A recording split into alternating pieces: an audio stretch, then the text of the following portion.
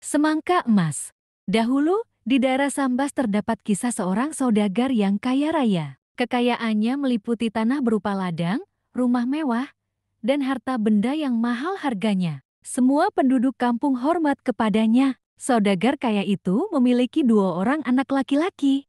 Si sulung bernama Muzakir, sedangkan si bungsu bernama Dermawan. Meskipun mereka lahir dari rahim ibu yang sama, namun sifat keduanya sangat jauh berbeda. Si sulung memiliki sifat serakah dan kikir, sedangkan si bungsu memiliki sifat baik hati dan suka menolong. Suatu hari, saudagar kaya itu jatuh sakit. Ia merasa usianya sudah tidak panjang lagi. Karenanya, ia memanggil kedua anaknya. Tidak berapa lama, datanglah keduanya ke kamar ayahnya. "Anakku, sepertinya penyakitku ini sudah terlampau parah. Kurasa, usiaku tidak akan panjang lagi. Badanku pun sudah terlampau tua untuk bertahan. Oleh karena itu, aku berpesan kepada kalian untuk selalu rukun dalam menjalani hidup," ucap saudagar itu terbata-bata. "Ayah, jangan berkata seperti itu. Ayah pasti akan sembuh," ucap Dermawan. "Sebelum meninggal, aku ingin mengatakan hal yang sangat penting kepada kalian. Aku sudah menulis surat wasiat mengenai pembagian harta warisan. Aku membagi hartaku dengan adil untuk kalian berdua. Jadi, kalian tidak perlu iri satu dengan yang lainnya," pesan saudagar itu. Beberapa hari kemudian, saudagar itu meninggal dunia. Kedua anak itu sangat sedih karena mereka tidak punya siapa-siapa lagi. Sepeninggal sang ayah, harta warisan dibagikan sama rata. Muzakir segera membeli sebuah peti besi yang berukuran besar. Tidak lupa, ia mengunci rapat-rapat pintu besi itu hingga berlapis-lapis. Uang warisan yang didapatkannya dimasukkan ke dalam peti besi tersebut. Setiap orang miskin yang datang untuk meminta sedekah darinya hanya ditertawainya saja. Tidak satu sen pun uang keluar dari kantongnya. Jika orang-orang miskin itu tetap tidak mau pergi dari rumahnya, Muzakir memanggil orang bayarannya untuk mengusir mereka. Tidak ada rasa iba ataupun belas kasihan dari Muzakir melihat orang-orang yang kekurangan. Orang-orang miskin itu kemudian berduyun-duyun pergi ke rumah Dermawan. Di sana, mereka dijamu dengan baik. Dermawan tidak segan-segan mengeluarkan uangnya untuk orang yang kesusahan. Ia selalu merasa iba dengan orang yang miskin dan cacat. Semakin lama uang Dermawan habis untuk bersedekah.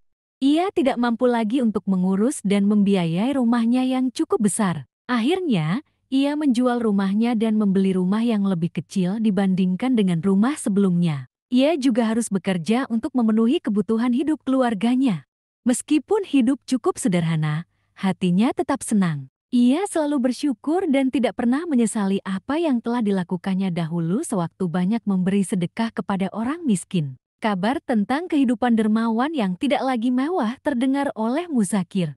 Ia hanya tertawa melihat keadaan adiknya yang sudah tidak seperti dulu. Dasar dermawan bodoh. Coba kalau ia tidak menyedekahkan hartanya untuk orang-orang miskin, pasti ia tidak akan terlantar seperti sekarang. Ha, ucap Muzakir. Kekayaan Muzakir semakin lama semakin bertambah.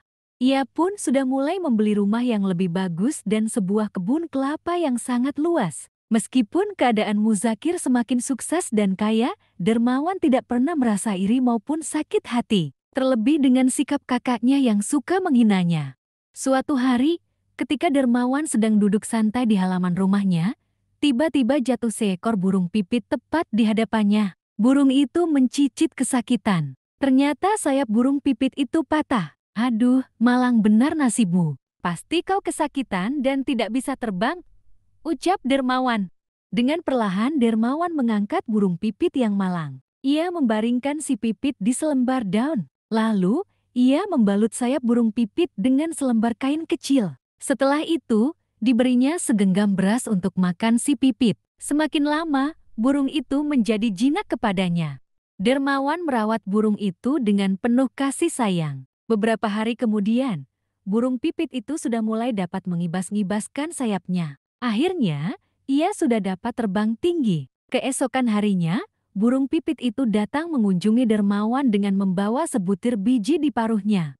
"Hai burung kecil, ternyata kau masih ingat aku ya. Tapi, biji apa yang kau bawa untukku?" tanya Dermawan. Burung itu hanya meletakkan biji yang dibawanya di hadapan Dermawan. Melihat tingkah laku si burung pipit yang lucu, ia tertawa geli. Dermawan memperhatikan kembali biji pemberian si burung pipit. Biji itu tampak biasa-biasa saja. Kemudian, ia tanam biji itu di kebun belakang rumahnya. 3 hari sudah semenjak kedatangan si burung pipit, Dermawan kembali melihat biji yang sengaja ia tanam di kebun belakang. Ternyata, biji itu telah tumbuh menjadi sebuah pohon semangka. Pohon itu dirawat dengan baik oleh Dermawan. Ia tidak lupa untuk menyiraminya setiap sore hingga pohon semangka itu tumbuh dengan subur. Semula, Dermawan mengira akan banyak buah yang dihasilkan dari pohon itu. Namun kenyataannya, buah yang muncul hanya satu meskipun berbunga sangat banyak. Tapi, yang lebih mengherankan adalah ukuran buah semangka itu sangatlah besar melebihi besarnya buah semangka pada umumnya. Semangka itu tampak ranum dan berbau harum. Semangka ini besar sekali. Baunya juga sangat harum. Pasti semangka ini sangat lezat dan nikmat jika dimakan, katanya. Lalu, ia memetik buah semangka itu. Berat sekali semangka ini, ujarnya. Dengan terengah-engah Dermawan membawa semangka itu ke dalam rumahnya.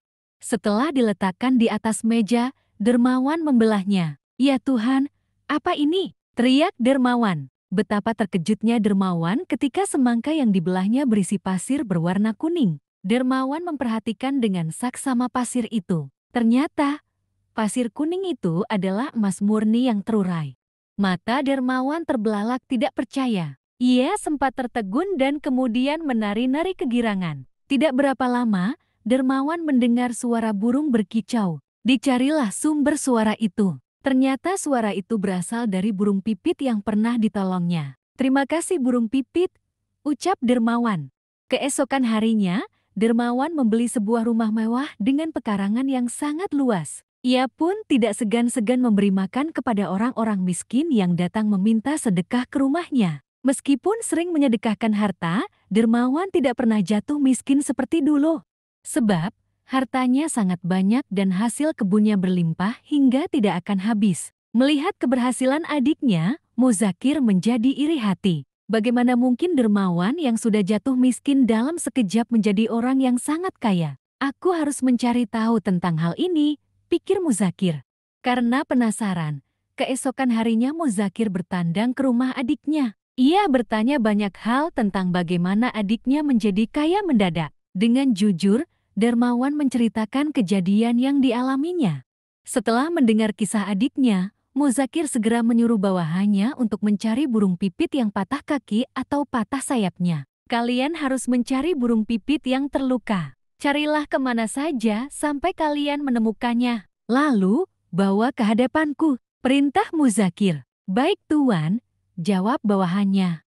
Setelah seminggu berjalan, tapi orang-orang suruhan Muzakir belum mendapatkan burung pipit yang diminta. Muzakir sangat marah dan tidak dapat tidur tenang. Ia terus memikirkan cara agar burung pipit yang dimintanya bisa didapatkan. Setelah beberapa saat berpikir, akhirnya ia mendapatkan cara. Disuruhlah seorang bawahan menangkap seekor burung pipit menggunakan pengapit. Tentu saja hal ini membuat sayap si burung pipit patah. Lalu, Muzakir berpura-pura kasihan kepada burung itu dan mengobati lukanya hingga sembuh. Beberapa hari kemudian, burung pipit itu dapat terbang kembali. Keesokan harinya, sang burung pipit kembali ke tempat Muzakir dengan membawa sebutir biji. Dengan gembira, Muzakir segera menanam biji itu di kebunnya. Ia merawat biji itu dengan sangat baik hingga tumbuh menjadi sebuah pohon semangka yang juga memiliki buah yang ukurannya sangat besar. Bahkan, jika dibandingkan dengan semangka yang ditanam di kebun Dermawan, semangka Muzakir jauh lebih besar ukurannya. Sampai-sampai ketika Muzakir memetik dan membawa buah itu ke dalam rumahnya, ia harus meminta bantuan bawahannya. Pasti emas di dalam semangka ini lebih banyak dari emas milik Dermawan. "Ha, ha, ha," ucap Muzakir sambil tertawa senang. Dengan semangat, Muzakir mengambil sebilah parang. Dibelahnya semangka itu dengan hati-hati. Namun, betapa terkejutnya Muzakir ketika membelah semangka itu tiba-tiba saja menyembur lumpur hitam bercampur kotoran hingga mengenai wajahnya. Baunya pun busuk seperti bangkai. Pakaian Muzakir dan Permadani di ruangan itu terkena percikan lumpur hitam.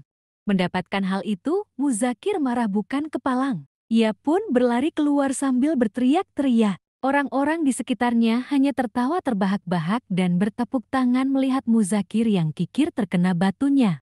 Pesan moral. Kisah ini mengajarkan kita untuk selalu menolong semua makhluk Tuhan tanpa harus mengharapkan imbalan. Sebab, setiap perbuatan baik pasti mendapat balasan yang baik pula. Sedangkan, setiap perbuatan jahat pasti mendapatkan balasan yang jahat pula.